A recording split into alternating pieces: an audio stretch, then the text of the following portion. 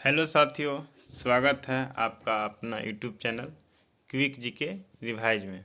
चलिए आज हम एडुटेरिया प्रकाशन का प्रैक्टिस सेट नंबर 13 का डिस्कशन करेंगे। तो चलिए प्रश्न नंबर 1 से शुरू करते हैं।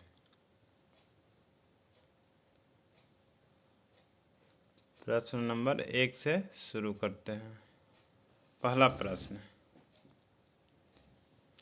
निम्न में से कौन सदिश राशि है?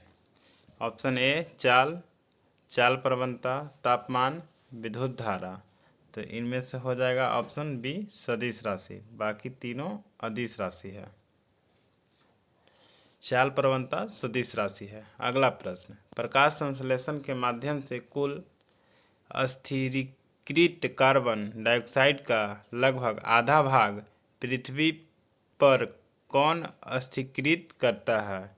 तो ऑप्शन ए टेरिडोफाइट्स, ब्रायोफाइट्स, शैवाल, जिम्नोस्पर्म। तो इसका ऑप्शन हो जाएगा सी शैवाल। अगला प्रश्न, रक्त शर्करा को नियंत्रित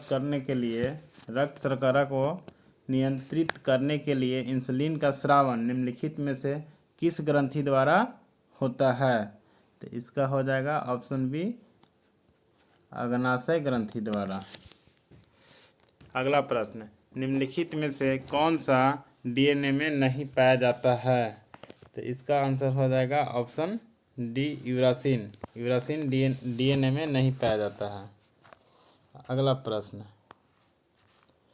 इनमें से किसकी उपस्थिति के कारण मानव रक्त का रंग लाल होता है? तो हीमोग्लोबिन के कारण लाल होता है। तो ऑप्शन ए, 5 का ऑप्शन ए। 6 नंबर प्रश्न, सिंधु घाटी सभ्यता के अंतर्गत प्राप्त लिपि लिखी जाती है। सिंधु घाटी सभ्यता के अंतर्गत प्राप्त लिपि लिखी जाती है। इसका आंसर हो जाएगा ऑप्शन सी, पहली पंक्ति दाईं से बाईं ओर और दूसरी पंक्ति दाईं से बाईं ओर, दूसरी पंक्ति में बाईं से दाईं ओर, दाईं ओर। अगला प्रश्न, प्रथम बौद्ध संगीति के अध्यक्ष कौन थे? तो प्रथम बौद्ध संगीति के अध्यक्ष महाकश्यप थे। दूसरा के सवाकामी थे। अगला प्रश्न, निम्नलिखित में कौन एक प्राकृतिक बंदरगाह नहीं है? निम्नलिखित में कौन एक प्राकृतिक बंदरगाह नहीं है? तो ऑप्शन सी चेन्नई प्राकृतिक बंदरगाह नहीं है। अगला प्रश्न, घेरे की नीति या सुरक्षा प्रकोष्ठ की नीति का जनक किसे माना जाता है? तो वारन हेस्टिंग को माना जाता है। Option C. अगला प्रश्न,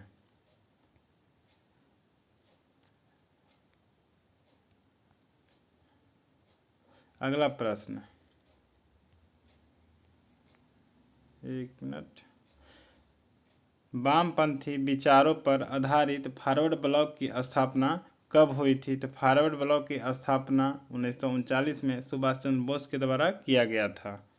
अगला प्रश्न, 11 नंबर प्रश्न,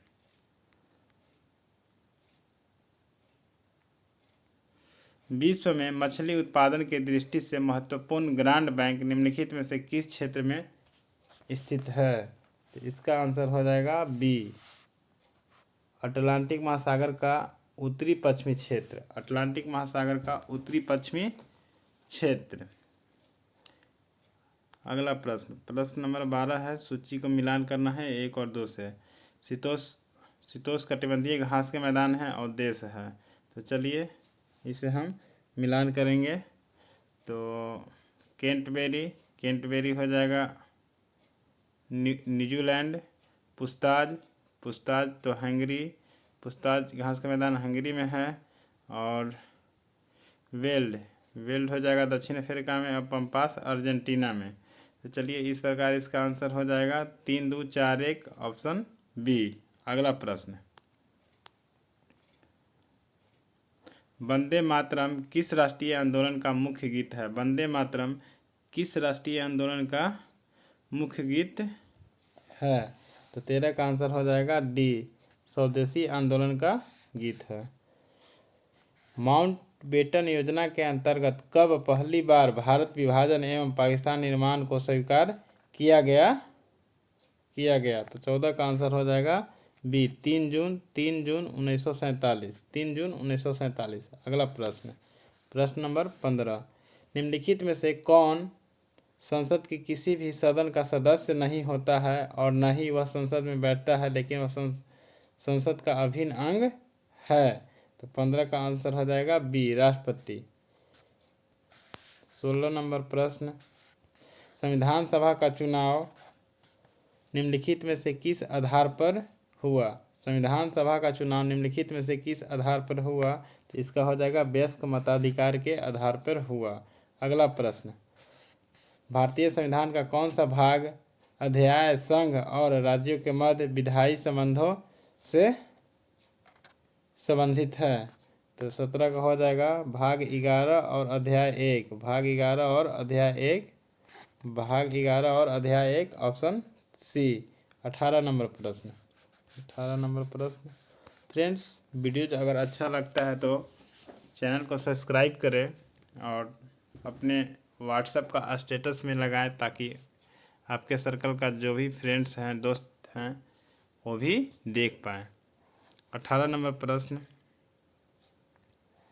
किस संविधान संशोधन अधिनियम द्वारा मतदान करने की न्यूनतम उम्र सीमा 21 वर्ष से घटाकर 18 वर्ष किया गया था?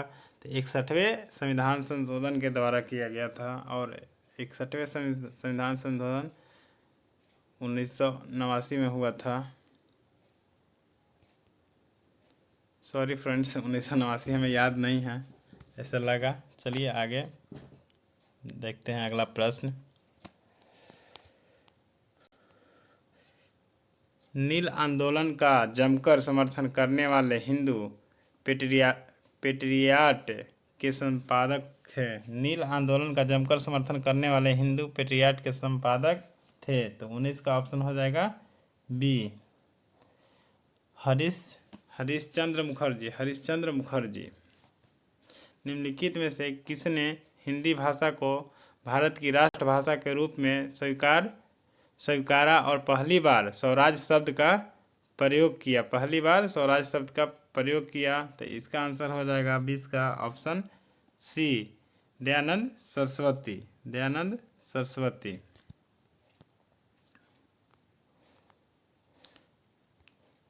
श्रम गहन उद्योग वह है, इसमें ऑप्शन दिया हुआ है। चलिए इसका डायरेक्ट आंसर को ही बता देते हैं। ऑप्शन सी, अधिक श्रमों की आवश्यकता होती है। श्रम गहन उद्योग वह है, अधिक श्रमिकों की आवश्यकता होती है। अगला प्रश्न। निर्धनता का दुष्चक्र की अवधारणा निम्न में से किसके द्वारा दी गई थी? निर्धनता का दुष्चक्र की अवधारणा निम्न में से किसके द्वारा दी गई थी? तो 22 का आंसर बी हो जाएगा रेगनर नकर्स। Option B. 23 नंबर।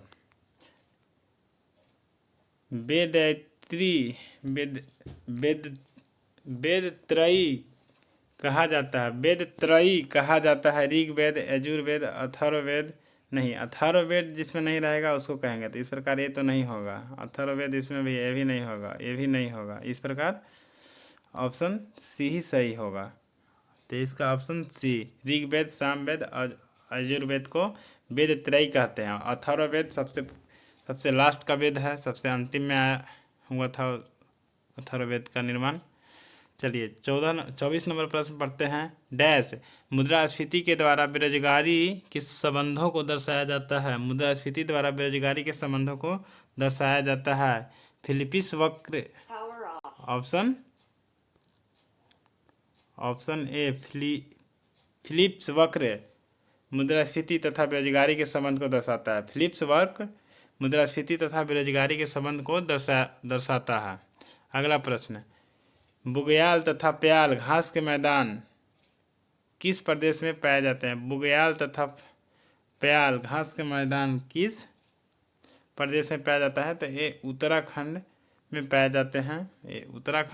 जाते हैं। अगला प्रश्न। 26 नंबर प्रश्न, जलवायु परिवर्तन का क्या कारण है? जलवायु परिवर्तन का क्या कारण है?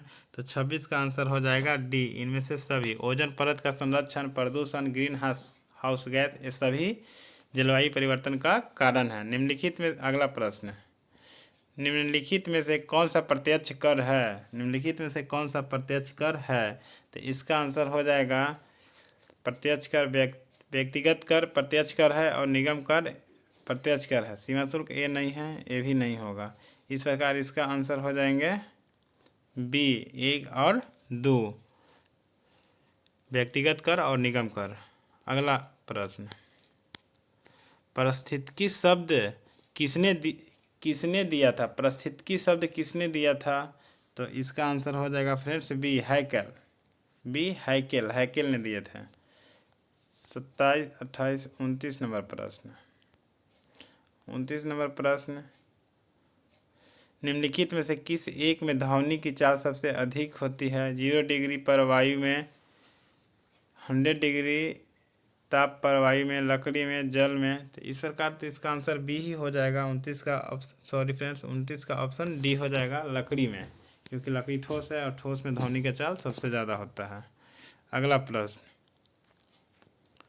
विद्युत चुम्बकीय तरंगे क्या है? विद्युत चुम्बकीय तरंगे क्या है? अनुदैर्ध्य तरंग है, प्रत्यास्थ तरंग है, अनुप्रस्थ तरंग है, इनमें से कोई नहीं। तो 30 का आंसर हो जाएगा फ्रेंड्स सी, अनुप्रस्थ तरंगे को विद्युत चुम्बकीय तरंगे कहा जाता है।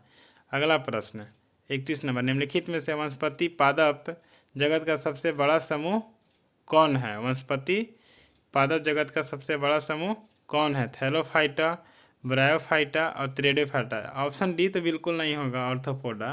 थैलोफाइटा, ब्रायोफाइटा और त्रेडोफाइटा, इसमें हो जाएगा फ्रेंड्स 31 का आपका हो जाएगा ए, थैलोफाइटा। पादप जगत का सबसे बड़ा समूह थैलोफाइटा है और टेरिडोफाइटा का उभयचर होता है। चलिए फ्रेंड्स 32 नंबर का डिस्कशन करते हैं। ऊर्जा का पिरामिड होता है, ऊर्जा का पिरामिड होता है हमेशा सीधा, हमेशा उल्टा, कभी सीधा कभी उल्टा। तो ये तो बिल्कुल गलत होगा, हमेशा उल्टा, ये भी गलत होगा। हमेशा सीधा, ऑप्शन बी। 32 का option, sorry friends, A B तो गलत हुआ, तो 32 का ऑप्शन ए सही होगा, हमेशा सीधा। 33 नंबर प्रश्न, निम्नलिखित क्रांतियों में कौन सही सुमेलित नहीं है? यानी एक गलत है, बाकी सभी सुमेलित है। तो चलिए, दूध उत्पादन श्वेत क्रांति सही है, खाद्य उत्पादन हरित क्रांति ये भी सही है, उद्यान सुनहरी ये भी सही है, ये सही है, ये सही है, ये सही है। कुक्कुट पालन भूरी क्रांति ये गलत है फ्रेंड्स। तो इस प्रकार गलत है और गलत को ही हमको छांटना है, तो आंसर डी हो जाएगा, कुक्कुट पालन वाला हो जाएगा। भूरी क्रांति उर्वरक उत्पादन से होता है फ्रेंड्स। 33 नंबर का डी सही है। अगला, वर्ष 2001 के जनगणना के अनुसार सर्वाधिक लिंगानुपात वाले राज्य घटते क्रम में। वर्ष 2001 के जनसंख्या के अनुसार, सॉरी फ्रेंड्स, वर्ष 2011 के जनगणना के अनुसार सर्वाधिक लिंगानुपात वाले राज्य घटते क्रम में, यानी सबसे ज़्यादा केरल।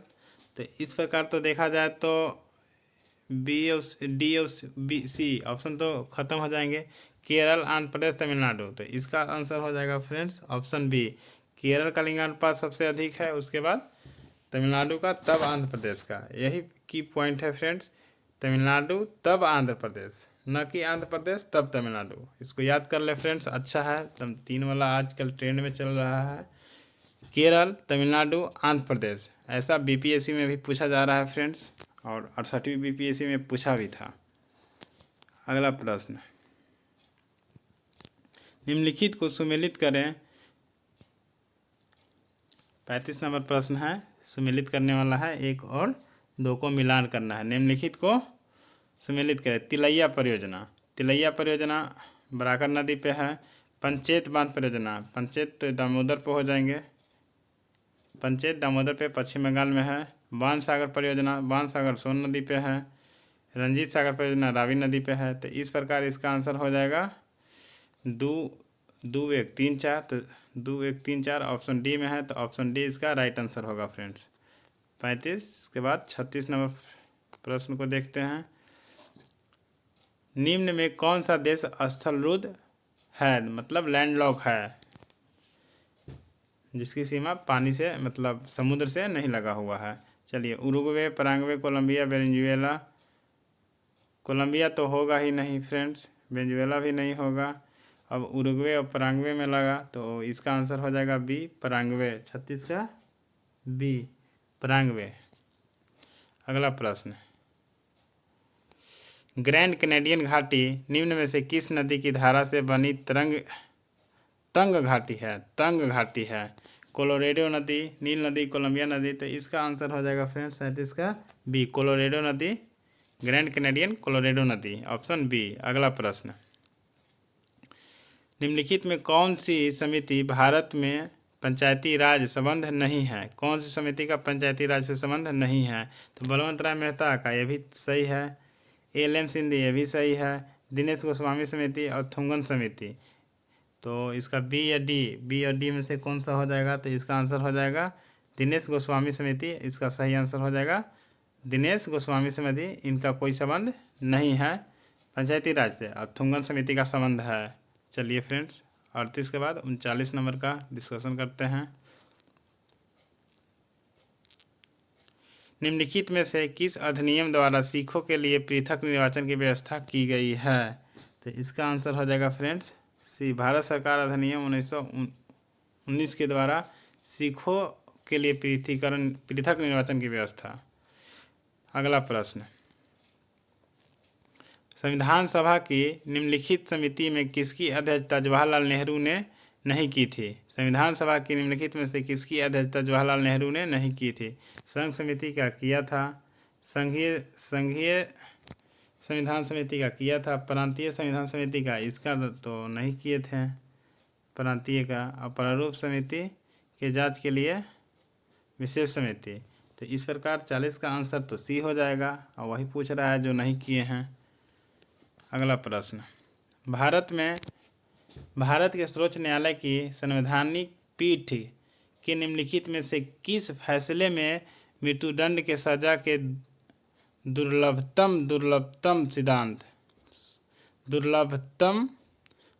सिद्धांत का प्रतिपादन किया गया है? तो 41 का आंसर ए हो जाएगा, बच्चन सिंह बनाम पंजाब राज्य 1980। बच्चन सिंह बनाम पंजाब राज्य 1980। अगला प्रश्न है, एक मिनट फ्रेंड्स, थोड़ा इधर उधर हो गया है PDF। बयालीस नंबर, 41 हो गया था, 42 नंबर। लव स्मैश सर्विस शब्द का संबंध किस खेल से है? तो इसका आंसर हो जाएगा लॉन टेनिस से। इसका आंसर हो जाएगा lawn tennis, option A. Love smash service lawn tennis.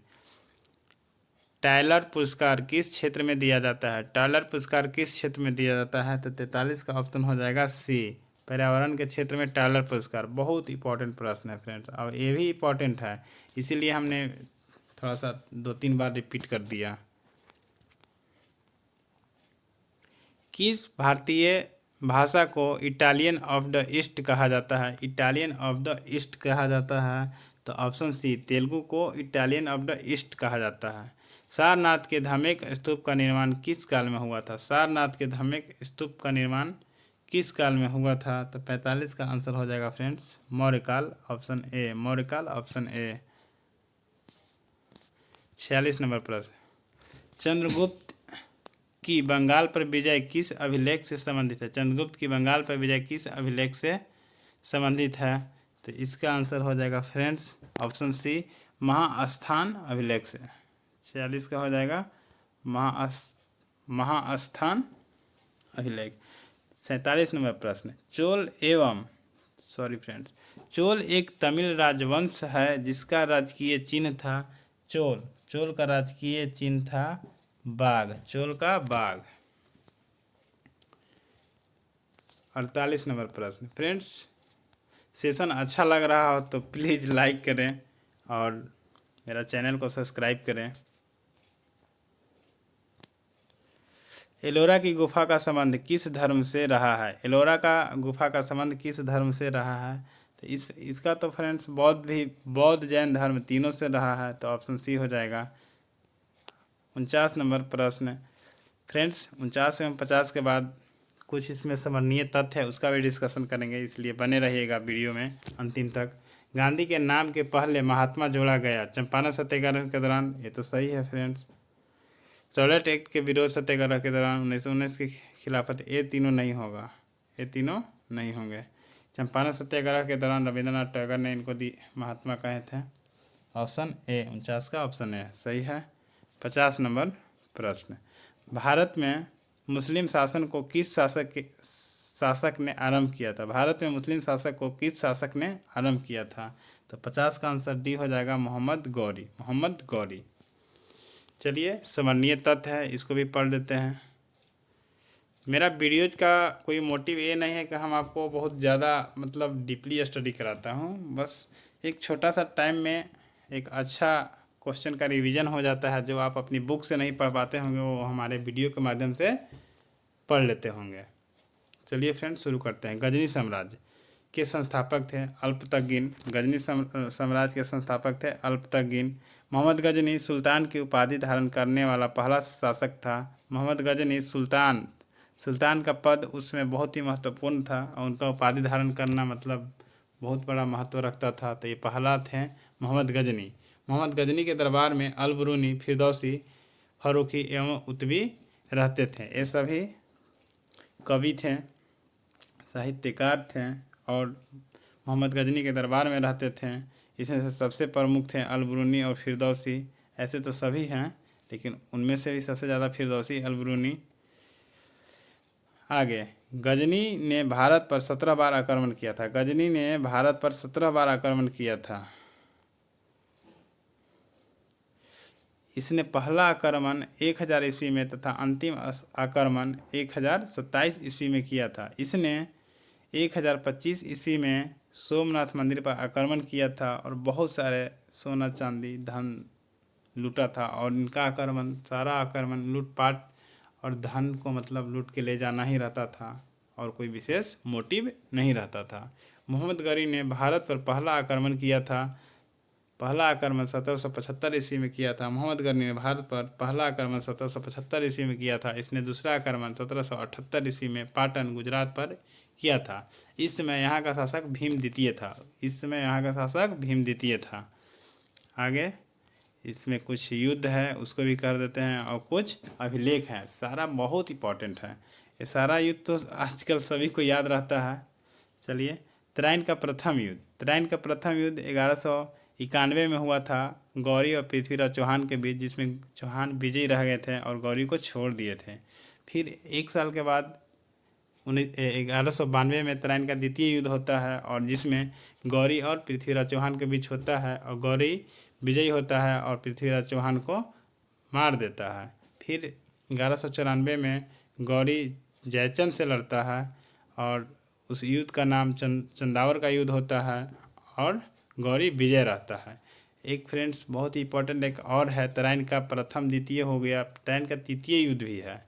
Tarain का तृतीय युद्ध 1215 ईस्वी में हुआ है। तराइन का तृतीय युद्ध 1215 ईस्वी में हुआ है। चलिए, अभिलेख का डिस्कशन कर लेते हैं। अभिलेख, हाथी गुफा अभिलेख कलिंग नरेश खारवेल, जो कि वर्तमान में उड़ीसा राज्य में है। हाथी गुफा अभिलेख कलिंग नरेश खारवेल। जूनागढ़ अभिलेख रुद्रदामन, जो कि गुजरात में है। ऐहोल अभिलेख पुलकेशिन द्वितीय। मंदसौर अभिलेख नरेश यशोवर्मन और नासिक अभिलेख गौतमी बलश्री। भीतरी अभिलेख स्कंदगुप्त। ये सारा अभिलेख 6 अभिलेख है, 6 महत्वपूर्ण है, इसलिए एक बार फिर से रिपीट कर देते हैं। हाथी गुफा अभिलेख कलिंग नरेश खारवेल, जूनागढ़ अभिलेख रुद्रदामन, ऐहोल अभिलेख पुलकेशिन द्वितीय, मंदसौर अभिलेख नरेश यशोवर्मन, नासिक अभिलेख गौतमी बलश्री, भीतरी अभिलेख स्कंदगुप्त। चलिए फ्रेंड्स, यहीं पे हमारा वीडियो समाप्त होता है। धन्यवाद।